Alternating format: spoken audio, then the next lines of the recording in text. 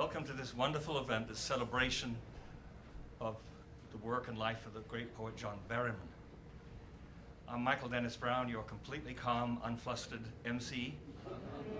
The music we were hearing just before we began was music by Janneke van der Velde, who's a wonderful composer, an old friend who's here, who has written a work called Genesis Cycle that had its origins in a song cycle called Henry's Fate, based on poems of John Berryman. And I had this old cassette and I gave it to Ben to listen, and it turns out we now have an instrumental version, Janneke, and we'll cue up another segment of that at the end.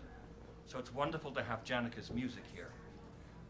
I want to thank those who put this together. I want to thank Lynn Nyman from Loring Pastor Bar, having us here in the Red Room. Yes. The light is on in the bathroom. The light is on. Want to thank the Book House, Kristen and Dave and Matt, who's here.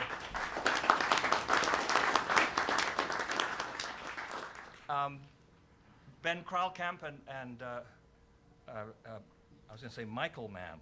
Forgive me, it is Michael Mann. I thought, no, not the film director. Michael Mann came up with this idea, and I was just brought on board, and I'm happy to be a part of it, but this was not my idea. Although we did have a wonderful festival for John Berryman in 1993, 2 or 3, where Phil Levine gave a magnificent address on John Berryman as a great teacher at Iowa. So we have celebrated John Berryman here before. His papers are, happy to say, in the University of Minnesota archives. We have some examples of the work here. We have a rose from Meredith Summers, who introduced herself to me, who she said she used to type for John Berryman in the 50s. Where's Meredith? There's Meredith. She said she didn't understand always what she was typing, but she typed it. So, and I see lots of other friends from the literary and the artistic community. It's a great joy to have you here. I'm going to say a couple things and move on to the first presenter. I was in Riverside Market, the old Riverside Market, some years ago. It's now the Seward Co-op. And I happened to meet Martha Berryman. We were chatting. And I think it was the time that John Berryman's Shakespeare book had come out or was coming out. And there was a little guy, a little tyke, whirling around in the aisle near us among the cereal and the soup cans. And I said, "Who's that?" And Martha said, "It's John Berryman." So my heart kind of lurched in my chest at that thought. But he lives, of course, in that DNA way, but he also lives in the hearts and minds of many of us as the great poet that he was. We're here to celebrate him. And there was an 80th birthday celebration at the new school in 1994 that I attended, and I want to quote just a tiny bit of what I said then. "We are here to celebrate him. We're here to praise him, the unusually valuable Berryman. I've always loved what Bill Meredith wrote right after that difficult death. As for me, I do what's in character. I look for things to praise along the riverbank." Often think of those words. I look for things to praise along the riverbank. So we're here this evening to praise, as Bill Meredith said, to bring him back into life where he belongs. He belongs in life.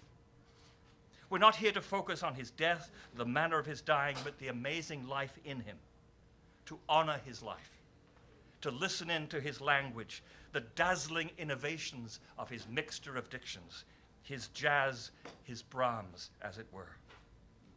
He was someone possessed, on fire with poetic possibilities.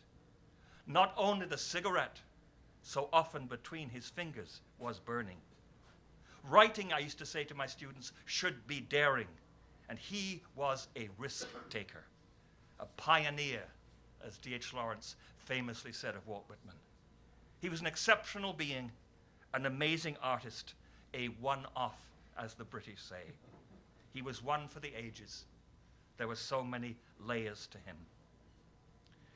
Just a little anecdote. I remember one time, I moved here just before John died in January the 7th, 1972. We were at a place called Harry's, an old downtown place, Restaurant Buckle Harry's, and John was in fine shape, and he sang to us Night and Day, the old song, which you may know, in French. And then he spoke with great contempt, amusing contempt, of the French translation of Hamlet, in which the translator had taken the line from the famous soliloquy, "When we have shuffled off this mortal coil." But the verb in French for shuffled was the verb you use to describe old geezers in bedroom slippers shuffling around the house. But he could improvise all kinds of wicked humor and things like that. I first heard him read, and I'll quote from that later, in April 1968 when he and Kate came to Iowa City. And then I heard him read one more time at Goddard College in May 1971 with Galway Canal. And there's the tape that I made of that reading, a handheld cassette. And we got it onto a CD, and Ben Kralkamp has had it cleaned up. And at the very end, before we fade out with Janica's music, we'll hear one dream song, Life Friends is Boring, spoken by John Berryman at Goddard College in 1971. Okay, I had more, but I think less is more, or more is less, whichever is correct. So I want to introduce Patricia Kirkpatrick. I did not know John Berryman. I was not his student, so why am I here? I'm going to read a poem by W.S. Merwin called Berryman in a minute, but I want to share two memories before I do, and one involves that little tyke that Michael was just talking about. When I moved for the first time to Minnesota in 1973, I went to John and Kate's home with Jim Moore and Patricia Hampel, and I remember standing in his studio, which, if you've done that, if you've been in the studio of a great writer, it's a little bit like standing in their brain, because you're seeing all the written forms that have influenced them. And I was young and thought, how will I ever read enough and work enough to be a poet? And that was a moment that started it for me. And then 10 years ago, when W.S. Merwin was here for the Joseph Warren Beach lecture, I interviewed him over here at McNamara. The lights were out that night too.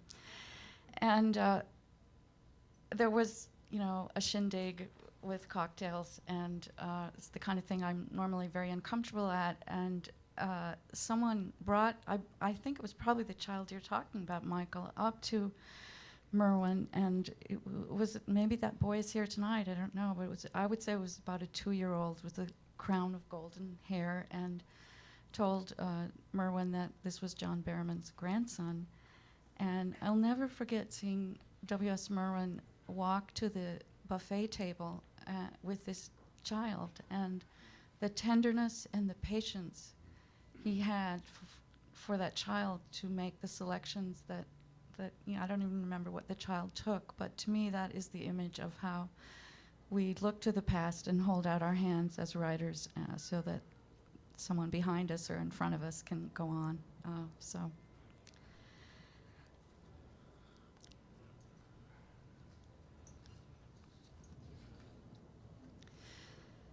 I will tell you what he told me in the years just after the war, as we then called the Second World War. Don't lose your arrogance yet, he said. You can do that when you're older. Lose it too soon, and you may merely replace it with vanity. Just one time, he suggested changing the usual order of the same words in a line of verse. Why point out a thing twice? He suggested I pray to the muse, get down on my knees and pray. Right there in the corner, and he said he meant it literally. It was in the days before the beard and the drink, but he was deep in tides of his own through which he sailed, chin sideways and head tilted like a tackling sloop. He was far older than the dates allowed for, much older than I was. He was in his 30s.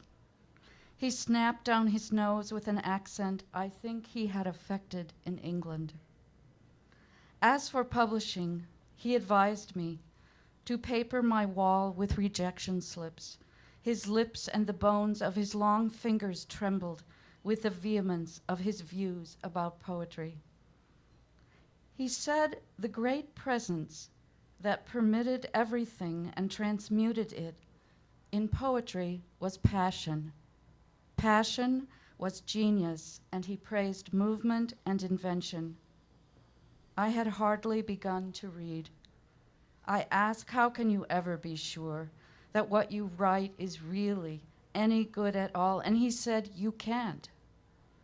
You can't. You can never be sure. You die without knowing whether anything you wrote was any good. If you have to be sure, don't write.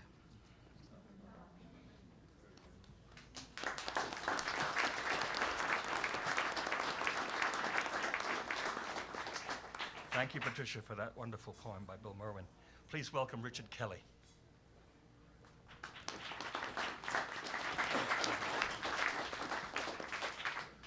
Thank you. I'm retired from the University of Minnesota, the libraries, and I've done quite a bit of work on John over the years, and I'm so pleased tonight to have a chance to celebrate him. My first encounter with John was as a student in 1965, the year he won the Pulitzer Prize for 77 Dream Songs. He was by far the best teacher I ever had, and one of the things that came through strongest was his love of books. So I'd like to celebrate him and the Book House for sponsoring this event by saying something about his personal library, which, thanks to Kate, I had the privilege of cataloging shortly after his death in 1972. The library, 3,500 books and journals, is just for the volumes alone a distinguished one in several areas. It includes an extensive collection of fine editions of most of the important English and American poets, early and late. And among his prizes is an autographed copy of a special numbered edition of A Vision by William Butler Yeats, obtained in person from the great man himself in 1936. The library also includes presentation copies from many of his celebrated friends and acquaintances like Saul Bellow, Robert Lowell, Randall Jarrell, Delmore Schwartz, Edmund Wilson. It includes more than 500 volumes he acquired during a lifelong study of Shakespeare, and it includes heavily perused books on a wide range of books from history to theology, religion, philosophy, art, music, and science. And it includes a wide range of fiction all the way from Cervantes on. But what makes the collection uniquely valuable is the strong pencil and ink record of Berryman's passionate interaction with the books. His markings range from an intricate system of lines, squiggles, and check marks on the margin to frequent comments and reactions on the text, and at times with direct reference to his own life and work. The back end papers often contain a homemade index of topics and page numbers and additional commentary on author and text. Then, too, there are loose articles, reviews, and clippings found in many of the books, and sometimes the date the book was acquired, read, or both is noted. Written on the inside front cover of Chatterton's The Rowley Poems is the note from McCosh in Minneapolis, 18 May 1956, after 14 years' search. Some of you will remember Melvin McCosh, I'm sure.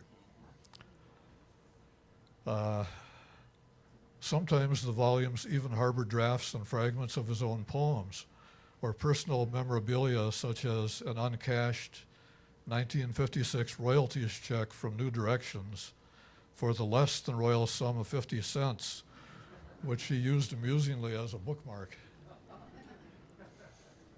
A few other examples: his inscription in a Spanish edition of Don Quixote is interesting in relation to his oft-repeated statement that the hero of the dream songs is an imaginary character, not the poet, not me, named Henry. The inscription in the book reads, to himself, John Henry, Madrid, 5 November 1957. In the letters to Ezra Pound, he singles out the following pedagogical advice from Pound. Secret of teaching is a bit theatrical. simply act out the best prof you have ever known. Mark Van Doren in Berryman's case. And in the same volume, he marks Pound's comment about the very great importance of the order of poems in a book. And he notes that the order of his own early collection, The Dispossessed, was wrong. And this youthful, confident jotting was wonderful to find. In Rameau's Nephew, where Diderot notes that Homer is the only true poet, Berryman writes, "I don't plan to make things that easy." The last dated and poignant reference I found in his books was in the end papers of Saul Bellow's Dangling Man, made just 8 days before his death, where he both marked and dated this passage. "I feel I am a sort of human grenade whose pin has been withdrawn. I know I am going to explode, and I am continually anticipating the time, with prayerful despair, crying boom, but always prematurely." About Henry's and his own reading, he wrote in Dream Song 364, "There is one book that Henry hasn't read, Ubu Roy. He feeling ignorant whenever his mind brings it up. Every time anybody says, 'Mr. Bones, you has read everything,' he singles out instead Ubu Roy to prove he is an idiot and should be, as one, blessed." Oh, Henry in his youth read many things. He gutted the Columbia and the Cambridge libraries, Ann Widner, and Princeton, and the British Museum, and the Library of Congress, but mostly he bought books to have as his own, cunningly, like extra wings. Thank you.